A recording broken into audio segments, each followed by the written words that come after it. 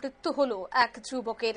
জানা যায় বাইক আরোহী সে বাইক নিয়ে যাচ্ছিল আর তখনই কিন্তু সেই তেলের গাড়ির নিচে চাপা পড়ে মৃত্যু হয়। জিরানিয়া এলাকার এই ঘটনা। তবে পথের বলে এক এই পুরো ঘটনায় চাঞ্চল্য ছড়িয়ে পড়ে। সঙ্গে সঙ্গেই সেখান থেকে সে দেহটি উদ্ধার করে হাসপাতালে নিয়ে যাওয়া হয়, কিন্তু চিকিৎসকরা পরীক্ষা নিরীক্ষা করার পর তাকে মৃত বলে ঘোষণা করা হয়। ইতিমধ্যেই ময়নাতদন্তের জন্য নিয়ে যাওয়া হয়েছে। ময়নাতদন্তের পর পরিবারের হাতে তুলে দেওয়া হবে এই দেহ। কি বলছেন সংশ্লিষ্টরা শোনাবো। এখন অব্দি যতটুকু জানা গেছে, দ্রুত গতিতে একটা বড় ট্রাক, তেলবাহী ট্রাকের সঙ্গে মোটর বাইকের ধাক্কা লাগে। তো ওইটাতে লোকটা মারাত্মকভাবে তার হেড ইঞ্জুরি হয়। তখন ফায়ার সার্ভিস সঙ্গে সঙ্গে ঘটনাস্থলে উপস্থিত হয়। খুব তাড়াতাড়ি তাকে হসপিটালে নিয়ে গেলে ডাক্তার তাকে।